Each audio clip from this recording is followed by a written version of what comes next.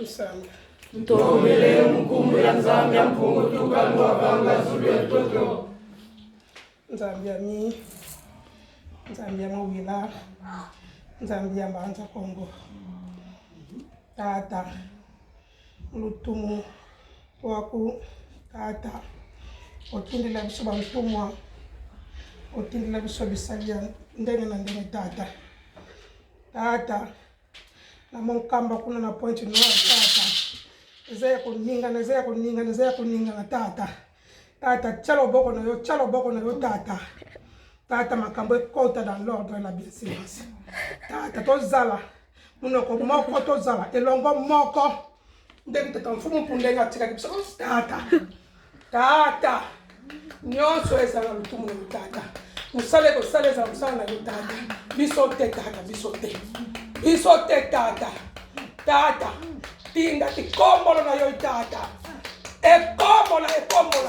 Ahora nyuso valinga bakweza msala tata. Ekombola tata, ekombola. Tata, sala. Sala msala na yo tata, sala. Biso bana. Toyebi tata za biso. Akeida za biso. Tata.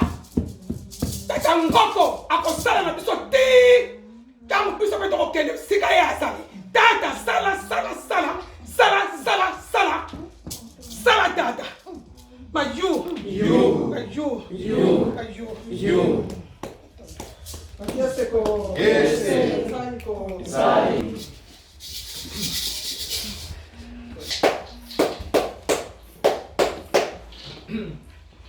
Mambo tukanu mnansinda mpando. Ubisimbi bya mpepe bya mtoto bya mawe bya mbaru.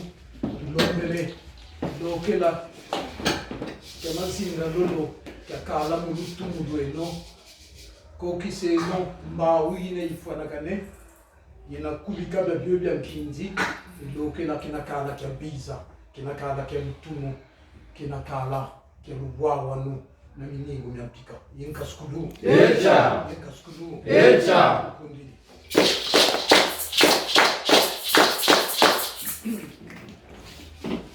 Mazinga mulolo.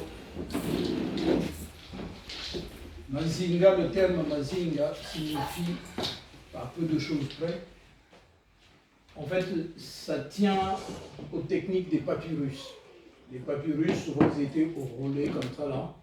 Et ça faisait. Zinga en Congo, c'est rouler quelque chose. Donc mazinga, c'est ce qui a été enroulé. En fait, si on devait tenter une traduction directe, on dirait le papyrus, en quelque sorte. Le papyrus, des enseignements. Le lolo, c'est la voix, un peu comme un haut-parleur. Quand on dit à haute voix quelque chose, ça s'appelle en Congo lolo. Lo signifiant ce qui se détache de l'ordinaire, parce que effectivement le volume du son il est un peu plus haut. C'est pour ça que ça s'appelle mulolo, mazinga mulolo.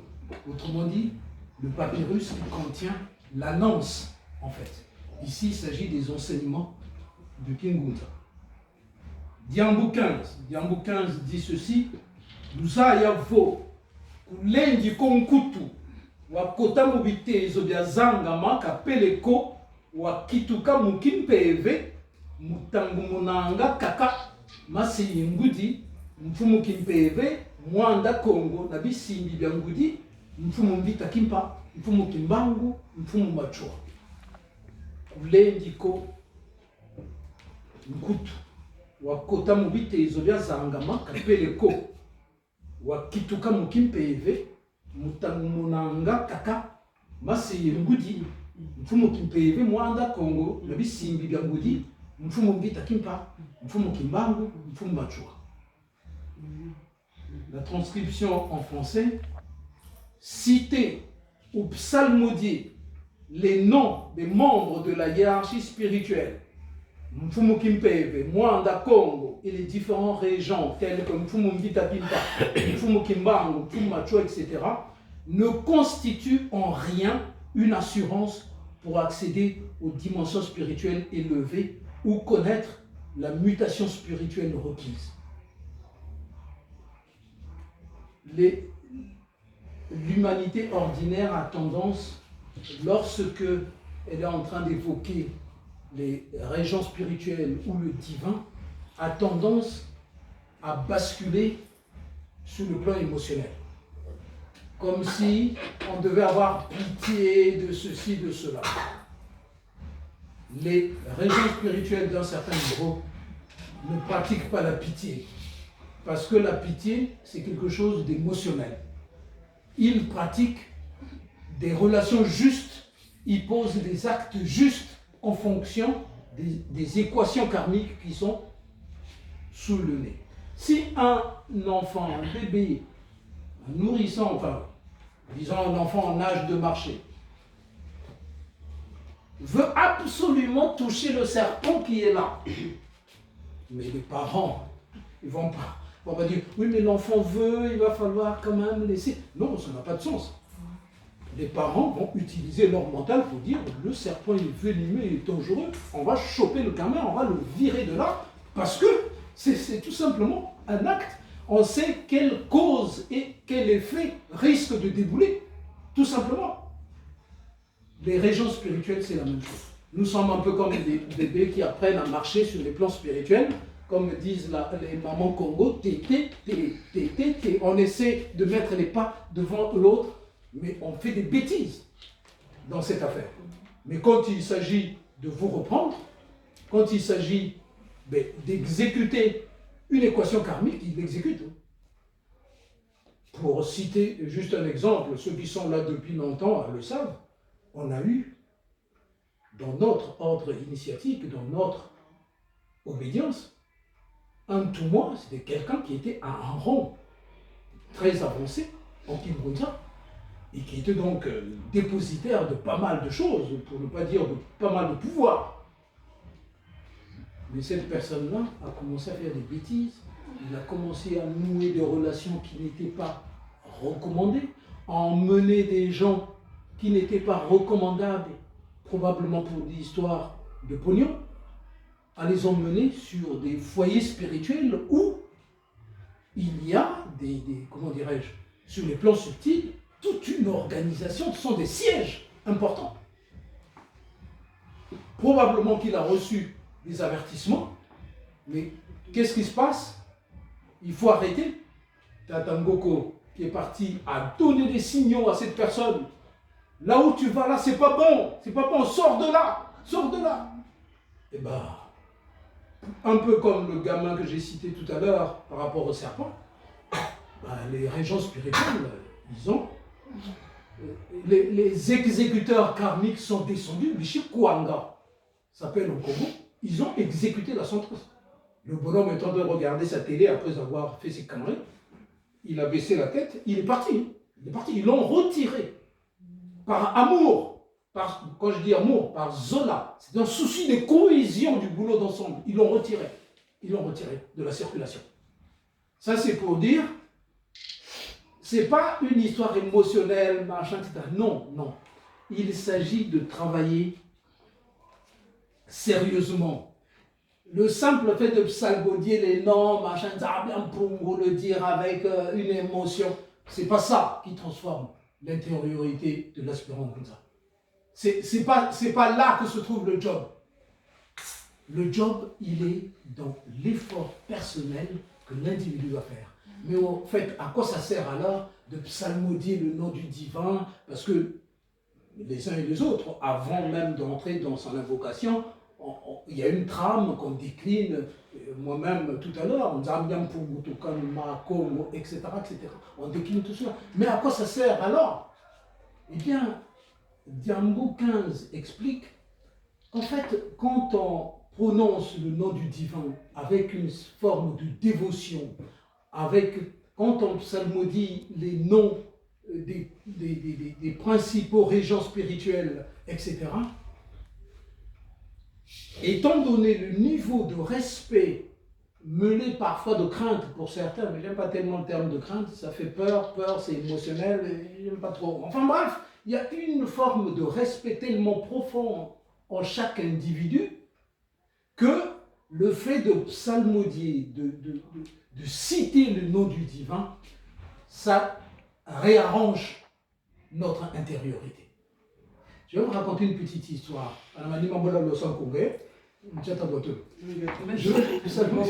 Une petite histoire. C'était dans une lamasserie au Tibet.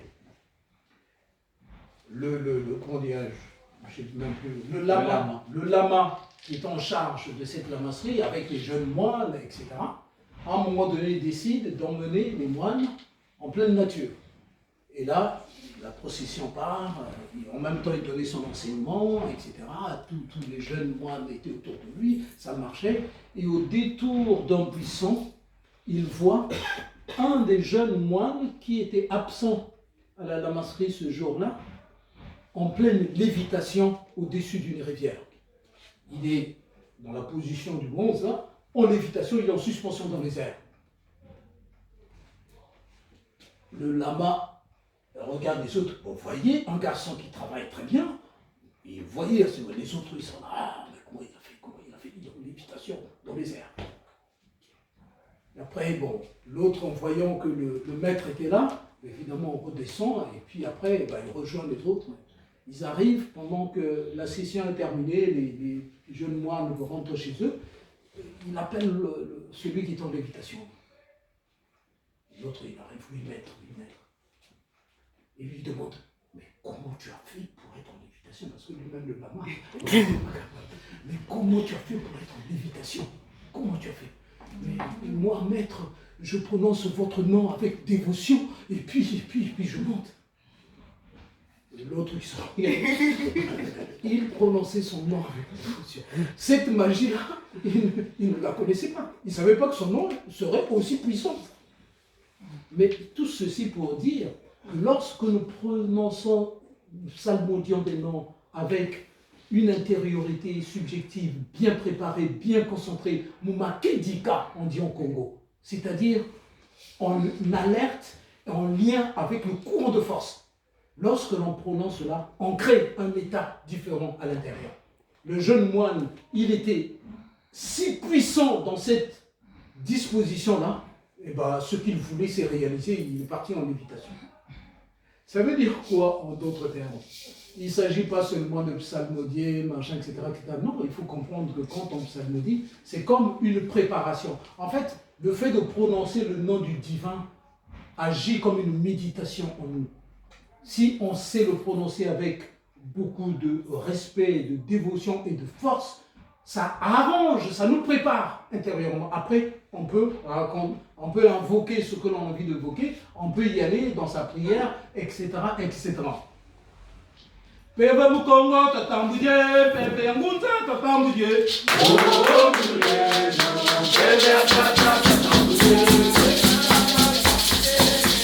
On a psalmodié avec beaucoup de kedika, c'est-à-dire en concentrant toutes ces énergies en lien avec la force.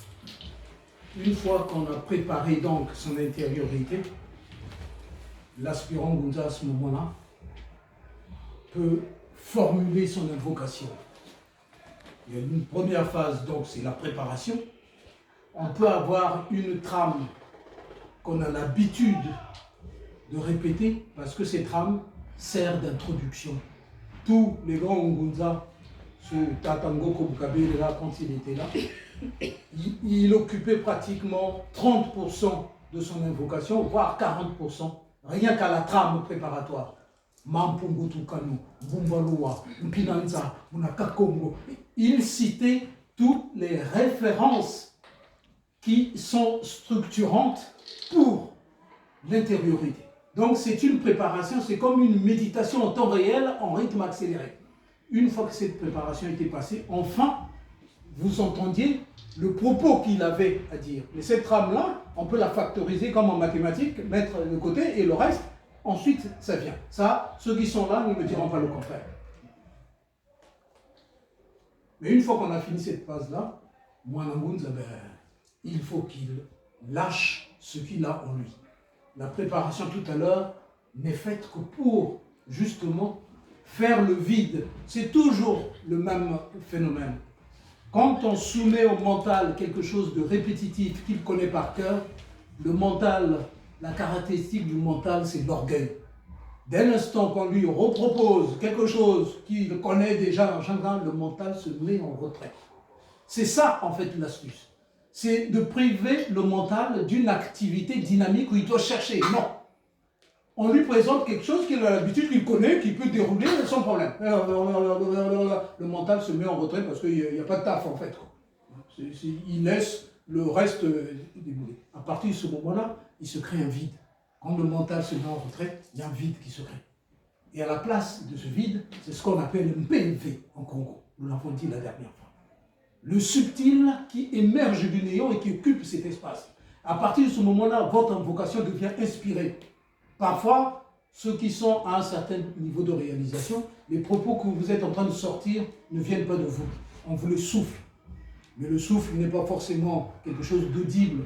En fait, vous êtes inspiré à ce moment-là. Et vous savez, quand vous avez fini votre invocation, mais ce n'est pas ça que je voulais dire au départ. Mais ce que vous voulez dire au départ, c'était le mental qu'il avait fabriqué. Mais comme on l'a mis en retrait, ce qui va sortir derrière devient MPV. MPV. MPV. Quand on commence à comprendre ces différentes phases, on a la structure de l'invocation dans le Bouddha. Mais ce qui vaut pendant votre invocation vaut en fait, parce que votre invocation devient une méditation. Parce qu'à un moment donné, le mental, non, là, tu restes là, et moi j'ai du travail à faire. Mais ce qui vaut pour une invocation, la session pendant laquelle vous êtes en train de faire votre invocation, en fait c'est le même schéma pour toute une vie. C'est le même schéma qu'il y a pour toute une vie.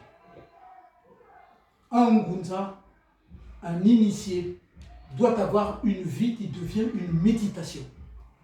Il y a des phases où le mental travaille, il y a des phases où on présente dans sa vie des choses automatiques. C'est pour ça que lorsque vous avez des habitudes, le dimanche, telle heure, moi, les autres activités, c'est out, je vais au culte. C'est comme si vous mettiez un super mental de côté. Et vous réalisez en fait une espèce de rythme. Votre vie devient rythmée. Et Diambu 15 dit, pour se transformer du point de vue de l'intériorité, il faut pratiquer un rythme. Toute sa vie doit avoir un rythme. En fait, on ne fait que copier la nature. Mais ça, vous le savez, je n'ai pas besoin de vous dire. La nature, mais qu'est-ce qu'elle fait? Surtout dans les zones tempérées ici, l'hiver arrive, les arbres perdent leurs feuilles, etc., etc. Ça devient un peu... Le printemps commence à arriver, le rythme, hop, ça commence, les énergies montent, la sève monte, etc. Et ça crée tout ça. Et puis, vous avez fini l'année, mais vous recommencez. De la même manière, la Terre qui tourne autour du Soleil, ce qui nous donne les saisons, tout est... Dans la nature, il y a des rythmes. Vous prenez le cœur, mais qu'est-ce qu'il fait? C'est un rythme. Pouf, pouf, pouf, pouf. Il est en train de balancer le son. On n'a à copier que la nature. On n'a à copier que la nature. La nature, quand on l'observe, c'est comme une méditation parce que c'est rythmé. Tel soleil tourne autour de telle galaxie, tel noyau, machin, etc. Et tout est rythmé, tout est rythmé. Mwanangunza doit être capable de pratiquer le rythme.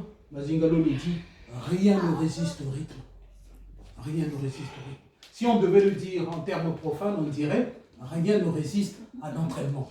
L'enfant qui n'est pas très doué dans les maths, mais à force d'entraîner, à un moment donné, il y a un certain nombre de choses qui commencent à se mettre en place et au moins de manière réflexe, il commence à faire des choses qui tiennent la route jusqu'au jour où en fait,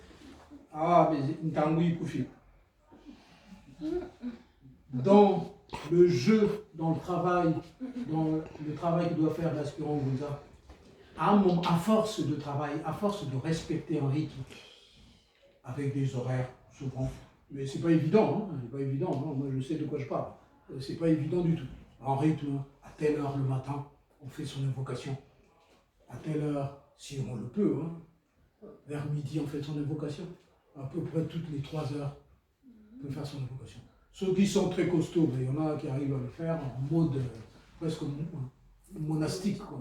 Mais là il vaut mieux être dans un cadre où on n'est pas entre boulot et machin, sinon ça me paraît tout à fait difficile, mais d'avoir un rythme, même si vous ne le faites qu'une fois par jour, mais un peu imposez-vous ce rythme.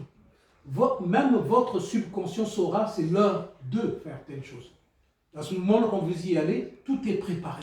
Un peu comme quelqu'un qui va recevoir un coup de poing qu'il voit arriver, bah, il a intérêt à se durcir tous ses muscles pour faire face à la chose. ou d'esquiver, comme me légèrement.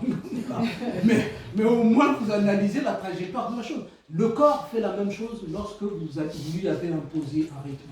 Et après tout, quelque part, c'est un robot. C'est peut-être une intelligence artificielle avancée, mais ça reste un robot. Si vous programmez, à ce moment-là, le jour où vous ne le faites pas, c'est là où vous vous sentez mal. Vous dites, oh, mais j'ai pas fait mon invocation, comment ça se fait? Vous sentez quelque chose qui ne va pas. Donc, ce rythme-là, c'est ça qui provoque, chez moi, Ngunza, une dynamique que les régents spirituels constatent. Parce que en fait, vous faites remarquer en ayant un rythme. Vous n'avez pas de rythme, personne ne vous remarquera. Vous êtes dans le brouhaha de tous les jours, de la vie de tous les jours. Mais si vous avez un rythme, on sait que ça c'est un peu comme l'oscilloscope ou un cœur qui bat. On sait qu'on peut même prédire à quelle heure l'autre battement va arriver. Parce qu'on a entendu le rythme. On sait le dire. Donc vous dites, ça vous c'est pareil. Les régents spirituels, ils savent que c'est des rythmes. Et c'est ça qui permet la transformation d'un individu. C'est à force de taf. Il n'y a que l'effort personnel. Il n'y a que l'effort personnel. Ce n'est pas les autres qui viendront faire votre taf. Hein. Jamais. Comment on le fait? Bon, on est dans un rythme.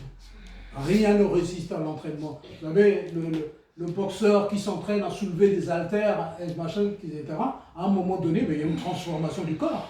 Et c'est la même loi. Vous appliquez un rythme, il y a une transformation de cette intériorité qui est peut-être invisible, mais il y a une transformation qui s'opère. Comme un boxeur qui s'entraîne et dont on voit la transformation, etc. Évidemment, si vous donne un coup de poing, vous avez intérêt à être solide. Et bien, la même chose dans la Bangunza. C'est le rythme qui confère la transformation qui va bien. Zambio Bonga! Wasa! Yenta Skulu! Echa! Yasamaye, Yasamaye, Mungu tata